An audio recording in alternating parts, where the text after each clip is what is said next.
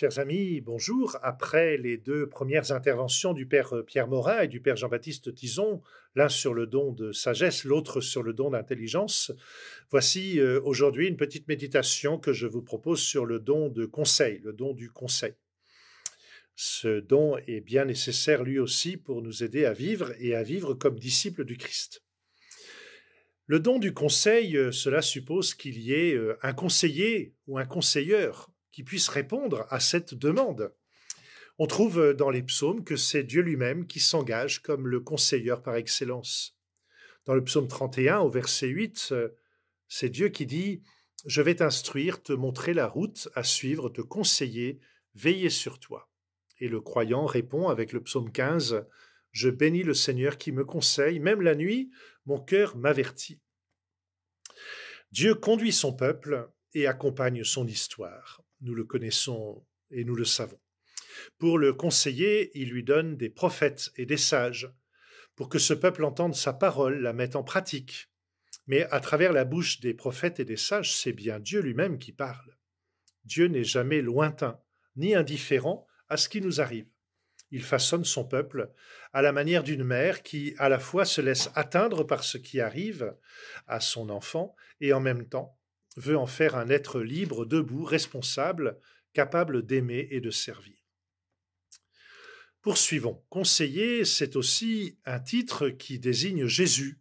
Nous l'entendons particulièrement la nuit de Noël dans le livre d'Isaïe au chapitre 9. Oui, un enfant nous est né, un fils nous a été donné, son nom est proclamé, conseiller merveilleux, Dieu fort, Père à jamais, prince de la paix. Et d'ailleurs, quelques chapitres plus loin, en quelque sorte, Isaïe récidive, il évoque le Messie à venir, attendu comme un lointain descendant du roi David et sur lequel, je cite, reposera l'esprit du Seigneur, esprit de sagesse et de discernement, esprit de conseil et de force, esprit de connaissance et de crainte du Seigneur. Sur lui repose cet esprit, en particulier l'esprit de conseil. Au passage, vous reconnaissez dans cette citation du chapitre 11 d'Isaïe l'origine des 7 dons du Saint-Esprit.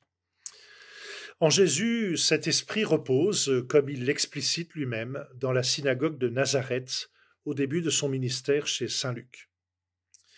Jésus aussi annonce la venue du Paraclet, l'avocat, le défenseur, le consolateur, celui, l'Esprit qui nous fera nous souvenir de toutes choses, grâce à qui nous sommes sans crainte, quoi qu'il nous arrive. C'est donc un titre qui est aussi donné à l'Esprit Saint. On le retrouve particulièrement dans le Veni Creator, toi qu'on appelle conseiller, don du Seigneur de majesté. Et dans la Philocalie, la prière de Jésus, on peut aussi entendre « Par ton esprit de conseil, fais-moi discerner ta volonté ». Alors, si vous le voulez bien, pour synthétiser brièvement ce premier rapport, on peut donc dire qu'avant même de prodiguer des conseils, Dieu se donne à nous comme le conseiller par excellence dans l'œuvre déployée du Père, du Fils et de l'Esprit. Et ce conseiller se fait d'abord consolateur parce qu'il sait la fragilité de ses créatures. Alors allez-vous dire, pourquoi avons-nous besoin de conseils?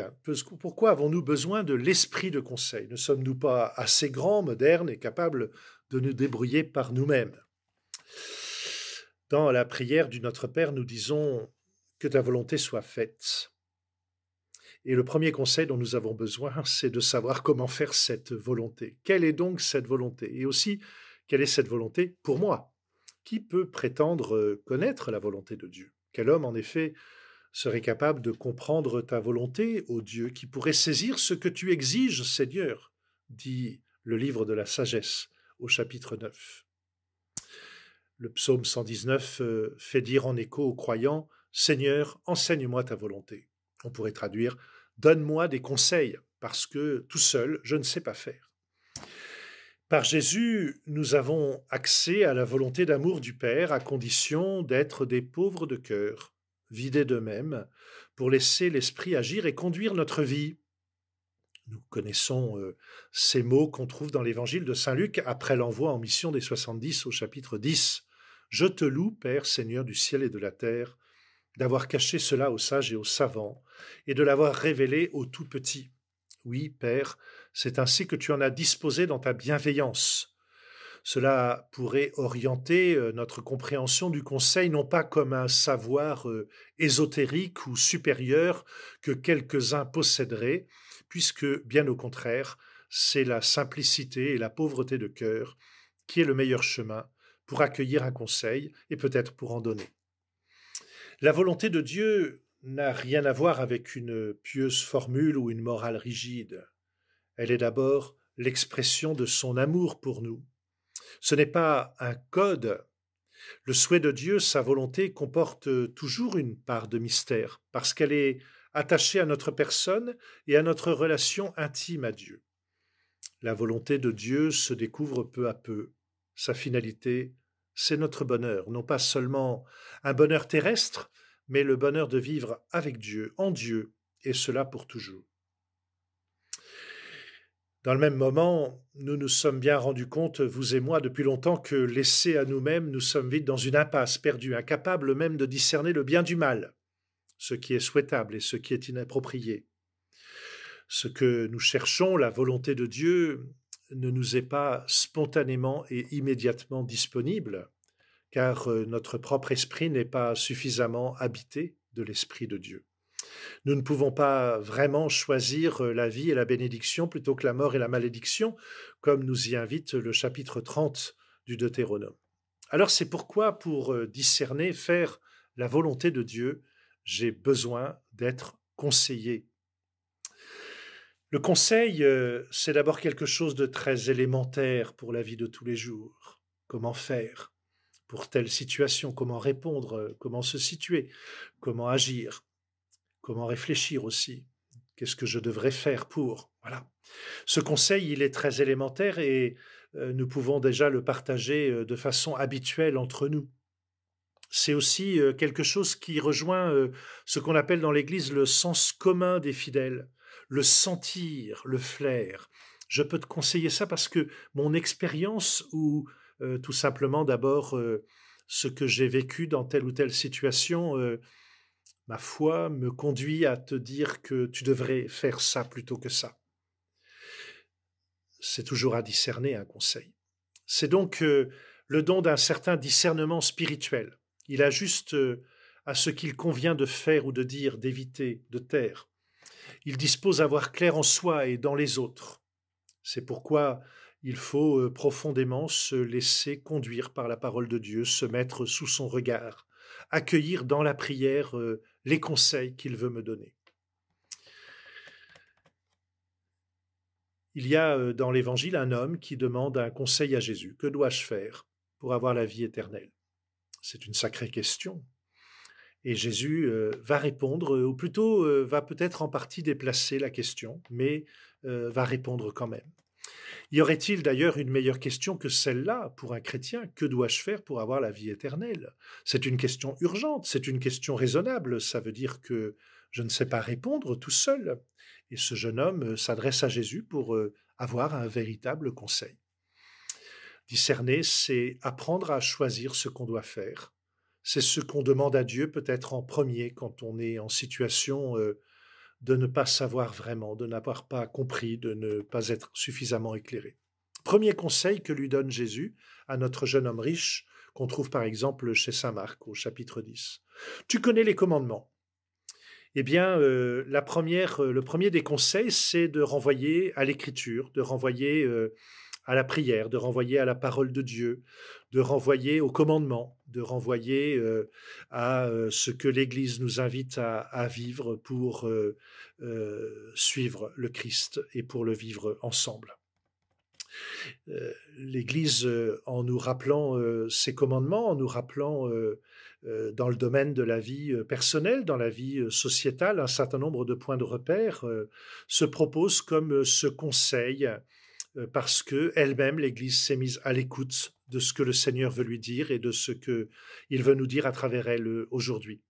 Les événements, les familiers, nos communautés chrétiennes sont autant de relais pour ces conseils que l'Église nous propose. Les commandements, ça nous renvoie à un b.a.-ba d'humanité, tout simplement d'abord. C'est une manière de vivre notre humanité selon le cœur de Dieu et sous son regard au milieu des autres. Premier conseil, tu connais les commandements. Et puis, un deuxième conseil que Jésus exprime dans cette rencontre avec ce jeune homme attachant, puisque Jésus l'aime. Le deuxième conseil, c'est de quitter ses richesses, mais c'est surtout d'entendre un appel personnel. Suis-moi, dit Jésus. Le deuxième conseil, c'est donc de chercher toujours et partout dans ce que nous avons à vivre au creux du quotidien, quels que soient nos engagements, notre vocation, notre situation, notre âge, c'est de chercher toujours et partout à accueillir l'appel du Seigneur qui s'adresse à moi pour que je le suive, que je marche avec lui, que je sois son témoin au creux du quotidien, là où j'en suis, là où il me rencontre. Alors, l'action de grâce, c'est de reconnaître que Dieu a besoin de nous pour être présent au milieu des autres et qu'il vient être pour nous ce conseil de présence, ce conseil de qualité de rencontre, ce conseil d'amour véritable. Tu sais, Seigneur, combien j'ai besoin de ton esprit de conseil pour devenir un peu plus ton enfant au milieu de mes frères. Alors, ça passe peut-être aussi par la formation, parce que le bon sens, c'est une bonne chose, mais un vrai bon conseil, c'est un conseil éclairé. Et c'est pour cela que nous demandons ensemble cet esprit de conseil. Si vous le permettez, je vous propose cette prière du Père Ludovic Lécuru. Esprit Saint, inspire-moi ce qui est droit et aide-moi à l'accomplir avec empressement. Accorde-moi l'esprit de conseil, afin que je vive en accord avec toi. Et tandis que je chemine sur cette terre, aide-moi à discerner ce qui est bon.